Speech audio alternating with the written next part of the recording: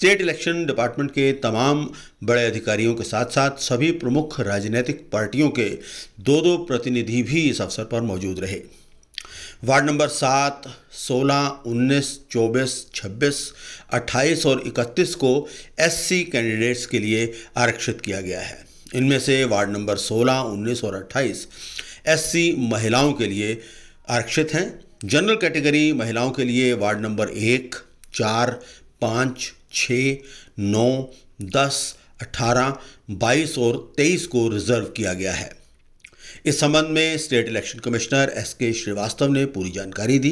Political parties की meeting बुलाई थी जिसमें सभी पॉलिटिकल पार्टीज लोग मौजूद थे, तो उनके सामने हम लोग जो रिजर्व सीट 1/3 है, 35 वार्ड टोटल है इस बार, पिछले बार 26 थे, तो उसमें 33 में से हम लोगों ने 1/3 सीट में 12 सीट हम लोगों ने वीमेंस के लिए रखी है और उसमें 7 सीट हैं जो शेड्यूल कास्ट लिए हैं, साथ में 3 सीट रिजर्व हैं महिलाओं के लिए। तो इसका 2 काम करना था। एक तो पहले निकालना था कि हम कितनी सीट रख रहे हैं 3 महिलाओं के लिए, फिर 12 सीट रखनी थी हमको वीमेन के लिए। तो दोनों हम लोगों ने ये प्रोसेस किया है और 7 सीट हैं शेड्यूल कास्ट की। 18.85% करीब है रिजर्वेशन उनका है, पॉपुलेशन है, उस हिसाब से रखी हुई है जो पिछले सेंसस में थी। तो हम लोगों ने ये सबके सामने लॉटरी किया उसमें, और लॉटरी में सामने बोर्ड पे लिखा वैसे तो है हम जो इसमें 7 वार्ड एससी के लिए रिजर्व है, उसमें है 16, 26, 19, 31 और 28, 7 और 24। ये 7 वार्ड है जो कि उन्होंने रिजर्व रखे हैं। और वार्ड जो उन्होंने वीमेन के रिजर्व हम लोगों ने किया है, जो 3 वार्ड होते हैं, उसमें 16 नंबर है, 19 नंबर है और 28 नंबर है। तो ये 2 पार्ट हो गए। तीसरा है कि हमने वीमेन के लिए जो बचे वार्ड हैं रिजर्व किए हैं, तो उसके लिए हमने वो निकलवाया था, हमने सभी पॉलिटिकल पार्टी के लोगों से एक स्लिप निकलवाई थी, इसमें कि एक वार्ड नंबर 1, 4, 5, 6, 9, 10, 18, 22 और 23 ये वार्ड डिक्लेयर हुए वीमेन के लिए रिजर्व वार्ड है, ये जनरल के लिए है ये। तो 3 हो गए रिजर्व वार्ड वीमेन के, एससी के, बाकी 9 वार्ड हो गए इनके जनरल कैंडिडेट के वीमेन के, 12 हो गए टोटल, और 7 वार्ड हैं एससी के लिए। ये बड़ा इम्पोर्टेंट इसलिए था कि जिससे कि अपनी कैंडिडेचर तैयार करें ये लोग पॉलिटिकल पार्टीज। तो मीटिंग हुई और जो भी इनके सवाल पूछे गए उसका जवाब दिया गया। उन्होंने कुछ सवाल पूछे और अबाउट दी नॉमिनेशन कब से होगा और कोड ऑफ कंडक्ट कब से लागू होगा, तो उन्होंने बताया कि इसके लिए डिटेल गाइडलाइन इशू की जाएगी। अभी इलेक्शन डेट हम अनाउंस नहीं कर रहे हैं। राजनीतिक दलों के प्रतिनिधियों ने क्या कहा ये भी देखिए। देखिए, जो महिलाओं के लिए रक्षित हैं उसमें वार्ड नंबर 1, 4, 5, 6, 9, 10, 18, 22, 23 ये 9 वार्ड हैं। और एससी के लिए जो वार्ड हैं वो आए हैं जी 16 number, 26 number, 19 number, 31 number, 28 number, 7 number और 24 नंबर, ये उनके लिए रिजर्व आए। देखिए, इन्होंने जो कानून के तहत जो हमें नोटिफिकेशन दिखाई है उसके तहत इन्होंने 2011 की सेंसस ली है। उस वक्त जिस वार्ड में जितनी पॉपुलेशन थी उसी हिसाब से इन्होंने उनका क्राइटेरिया तय किया है। और बाय एंड लार्ज जब एक्ट में है तो उसके एक्ट के बाहर जाके ना हम कुछ कर सकते हैं ना वो कुछ कर सकते हैं। उस हिसाब से तो अगर देखा जाए तो ठीक है।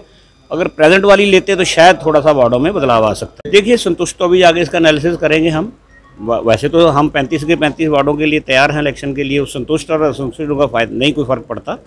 सवाल सिर्फ ये है कि कोई भी चुनाव हो उसमें आम लोगों में ये बात जानी चाहिए कि चुनाव निष्पक्ष तरीके से होने जा रहे हैं। नहीं, मुझे नहीं लगता। देखिए, बाय एंड लार्ज हम प्रेजेंट थे। अफसर इलेक्शन कमीशन ने अपनी तरफ से पूरी पारदर्शिता रखी है और मेरे ख्याल से ये ड्रॉ ठीक निकले।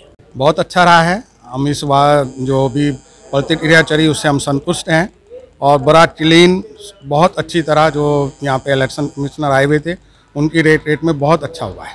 ਅੱਜ ਜਿਹੜੀ ਕਿ ਵਾਰਡਬੰਦੀ ਦੀ ਪ੍ਰਕਿਰਿਆ ਹੋਈ ਹੈ ਰਿਜ਼ਰਵੇਸ਼ਨ ਦੀ, ਇਹ ਬੜੀ ਪਾਰਦਰਸ਼ਤਾ ਨਾਲ ਹੋਈ ਹੈ। ਅਸੀਂ ਇਸ ਤੋਂ ਬਿਲਕੁਲ ਸੈਟੀਸਫਾਈ ਹਾਂ ਤੇ ਅਸੀਂ ਆਪਣੀਆਂ ਹਮਖਿਆਲੀ ਪਾਰਟੀਆਂ ਨੂੰ ਵੀ ਕਹਿੰਦੇ ਹਾਂ ਕਿ ਅਸੀਂ ਅੱਗੇ ਆਓ, ਸਾਡੇ ਨਾਲ ਮਿਲੋ। ਲਗਭਗ ਸਾਡਾ ਬੀਐਸਪੀ ਨਾਲ ਚੋਣ ਲੜਨ ਦਾ 35 ਸੀਟਾਂ ਅਸੀਂ ਮਿਲ ਕੇ ਲੜਨ ਦਾ ਤੈਅ, ਆਫੀਸ਼ੀਅਲ ਅਨਾਉਂਸਮੈਂਟ ਬਾਕੀ ਹੈ। ਬਾਕੀ ਅਸੀਂ ਇਸ ਵਾਰ ਇਹਦਾ ਜਿਹੜਾ ਚੋਣਾਂ ਹੈ ਸਾਰੀਆਂ ਦੀ ਸਾਰੀਆਂ ਸੀਟਾਂ ਲੜਾਂਗੇ। ऐसा जी कि ये एक एडमिनिस्ट्रेटिव प्रक्रिया है जो इलेक्शन कमीशन ने पूर्ण की है और जितने भी जो 18.86 एससी पॉपुलेशन के हिसाब से 6.69% जो है वो वार्ड्स बनते थे, वो नियर बाय फिगर जो है 7 की, उसमें 3 एससी महिलाओं के लिए और 4 एससी जेंट्स के लिए रिजर्व हुए हैं। और इसके अलावा 35 वार्डों में 1/3 के हिसाब से जो है वो 12 वार्ड महिलाओं के थे, जिसमें 3 एससी महिलाएं हैं और 9 जो हैं वो जनरल कैटेगरी की महिलाओं के लिए वार्ड आज आरक्षित हुए हैं। ऐसा है जी कि सारी प्रक्रिया खुले रूप से सबके सामने हुई और सारी विपक्षी पार्टियों ने सारी पर्चियां चेक की। एससी वार्ड किस प्रकार से रिजर्व हुए हैं उसका क्राइटेरिया बताया गया कि 2011 की पॉपुलेशन को बेस माना गया है, उसमें जो एससी पॉपुलेशन है उसके हिसाब से, क्योंकि 2021 की जनगणना सेंसस अभी नहीं है, वो डाटा उपलब्ध नहीं है और इनके सामने बड़ी पारदर्शिता के साथ सारा काम हुआ है। मैं समझता हूं कि अगर कोई शंकाएं हैं तो वो उनकी बौखलाहट है, उनको पता है कि भारतीय जनता पार्टी फिर से अपना विजय का परचम इस बार 35 की 35 सीटों पर लहराएगी, इस कारण से बौखलाहट निश्चित है। नहीं, ड्रॉ तो ठीक है, लेकिन ये 2011 के जो बेस पे रिजर्वेशन किया है, क्योंकि कॉलोनी जी इधर से उधर शिफ्ट हो गई हैं, वो थोड़ा सा गलत है। हाँ, वही मैं कह रहा हूँ, जहाँ पे एससी वार्ड कई जगह घोषित है, जो कॉलोनियाँ शिफ्ट हो गई हैं, तो वहाँ पे एक्चुअल में पॉपुलेशन जो 2011 के बेस पे थी, आज वो पॉपुलेशन सेम नहीं है, तो इसलिए इसको रिकन्सिडर करना चाहिए था। देखते हैं अब जो पार्टी हाईकमांड कहेगी उसके मुताबिक। आम आदमी पार्टी 35 के 35 वार्डों पे, हाँ बिल्कुल लड़ेगी, 35 से 35 वार्ड्स पे लड़ेगी।